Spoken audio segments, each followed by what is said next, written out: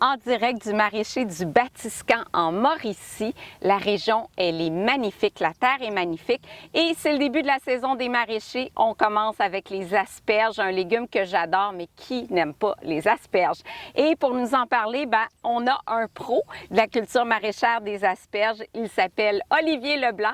Olivier, merci de nous accueillir chez toi. Bien, bienvenue dans les aspergeraies du maraîcher de Batiscan. Ça fait plaisir de vous recevoir. Et la région est vraiment, vraiment belle. Puis là, ton histoire est fascinante parce que tu as débuté très, très tôt. Tu as acheté la terre de ton père. Tu avais quoi, 22 ans? Exactement, oui. C'est suite à mes études à l'ITA de Saint-Hyacinthe. J'ai tout de suite embarqué à prendre des cordeaux dans l'entreprise et puis j'ai créé mon expérience comme ça. J'ai modulé un peu la ferme à mon image et puis aujourd'hui, on commence la saison 2021 avec les belles asperges. Ah, absolument. Parle-moi de ton grand-père aussi. Bien, ça vient de mon grand-père, l'idée d'implanter les asperges sur la ferme. Donc là, on parle d'il y a 42 ans.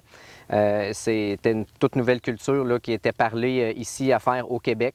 Et puis c'est là que le volet maraîcher a pris tout son sens sur les terres ici parce qu'à l'époque, c'était des animaux à boucherie qui étaient la production. Olivier, commencer une entreprise aussi jeune, ça vient avec des sacrifices. Oui, bien sûr, c'est ça. Comme la passion qui nous tient, c'est vraiment de l'énergie en réserve. Puis c'est ce qui fait qu'on réussit tous nos projets qu'on commence. Bravo. Olivier, parle-moi de la culture de l'asperge. Bien, en fait, je dis toujours aux gens qui voient un champ d'asperges en récolte pour la première fois, s'ils s'attendent à de la couleur puis de la vigueur de feuillage, le décor que ça offre, c'est vraiment assez modeste. Oui. Le pourquoi, c'est quand on dit l'asperge, ce qu'on consomme, nous, en fait, c'est la jeune tige de l'asperge qui s'appelle un turion. Donc, le turion, lui, provient d'un bourgeon qui est dans un amoncellement de bourgeons sous la terre, dans le plateau racinaire. Et puis, chaque tige est unique. Donc, souvent, la question aussi revient, une fois récolté, est-ce que ça repousse? Non. Quand le turion est cassé, c'est terminé. Donc, pour la saison. C'est pour ça que la saison, elle est très courte, là. Bien, en fait, c'est qu'on est toujours à rabattre la culture au sol, une plante qui veut pousser pour sa survie, puis nous, autrement dit, on y donne pas de chance, là. Ah, je comprends. Alors, ici, dans la région, environ du 15 mai, aller jusqu'au 25 de juin, on va récolter les turions qui émergent du sol.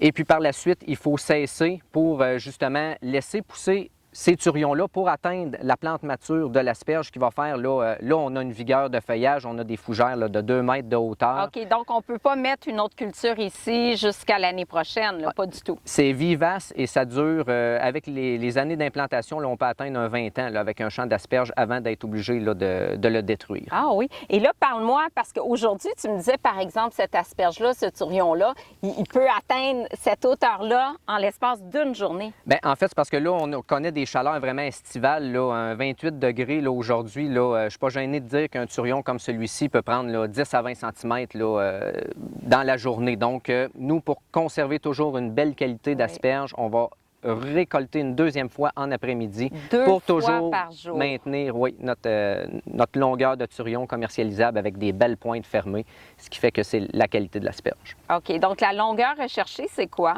On parle d'un 8 à 9 pouces là, de longueur là, pour chaque turion, là, avec une belle pointe fermée. Là, c'est ce qui fait là, que on a là, le top qualité. Là. Comment qu'on explique la différence en superficie? Celle-ci, elle est large, il y en a des plus fines. En diamètre, en fait, ça revient à parler des bourgeons qui sont dans le sol. Et puis, bon, là, c'est un petit peu aléatoire. Là. Alors, il y a peut-être des facteurs climatiques qui peuvent faire réveiller plus des petits bourgeons, plus des gros. Ça, c'est un détail. Il y a aussi l'âge de l'aspergeraie. Quand on est en pleine puissance, là, on peut avoir des turions d'un diamètre plus gros et lors de l'approche de la destruction d'une plantation vieille, là, on a peut-être des turions un petit peu plus fins là, à ce moment-là. Et au niveau de la récolte optimale, c'est-tu quand l'aspergeraie elle a 10 ans, 15 ans ou plus jeune, comme 5 ans? À partir de la 6-7e année, là, on atteint là, son apogée, là, en fait. Là, OK. Et puis là, chaque année, ça revient, puis il y a des bons rendements là, qui sont récoltés là, à partir de ces années-là. Puis aussi, à l'implantation, c'est une culture de patience parce que avant de récolter, ça prend quand même 3 ans. Là. Ah oui, OK. Oui, parce qu'il faut qu'elle s'emmagasine de l'énergie, parce que si on récolte tout de suite dans les premières années, on n'assure pas là, une longévité là, puis une vigueur là, pour l'aspergeraie. Olivier, tu me disais que l'asperge, c'est une culture vivace. Comment ça commence l'implantation?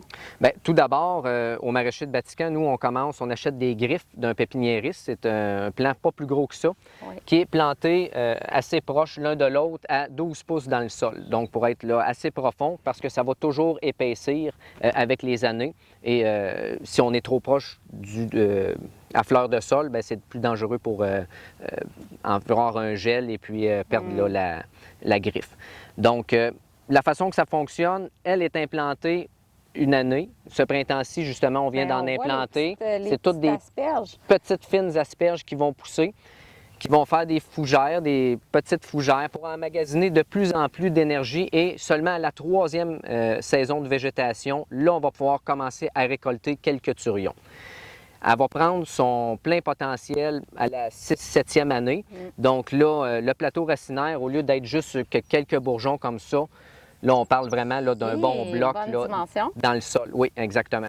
Et ce qu'il faut savoir aussi de l'asperge, c'est que lorsqu'on arrête une récolte pour justement laisser pousser en fougère, pour qu'avec la lumière, ça fasse de la photosynthèse, l'eau, les minéraux, c'est que l'aspergeraie, pendant l'été et l'automne, va mettre beaucoup de réserves dans ses racines. Et tout ce qui est récolté pendant le printemps est dû aux réserves qui ont été faites l'année d'avant par la plante. Donc, si vers la fin de l'automne, on a un beau feuillage encore vert, plein de vigueur, on peut s'attendre dans le cours normal des choses là, à un bas potentiel de récolte là, pour le printemps suivant. C'est vraiment intéressant. Ici, Olivier, il y a un magnifique kiosque maraîcher où les gens peuvent venir à l'année, là. Oui, tout à fait. La saison est lancée vraiment avec l'arrivée de nos asperges, là, qui est notre spécialité depuis toutes ces années, ainsi que quelques produits de serre là, qui accompagnent les asperges. Et pour acheter des produits d'ici, on sait que c'est important d'encourager nos producteurs maraîchers. Comment on fait pour les distinguer, là? Je vois l'étiquette jaune. Bien, exactement. Donc, l'élastique jaune avec le logo Aliments du Québec, qui est facilement reconnaissable là, sur les paquets d'asperges, ou même aussi, il peut avoir l'étiquette avec le logo aussi Aliments du Québec, qui nous assure vraiment qu'elle a été produite ici dans notre province. Bien, merci Olivier, j'ai adoré ma visite. N'oubliez pas, acheter des asperges du Québec, la saison elle est courte, il faut acheter des produits d'ici.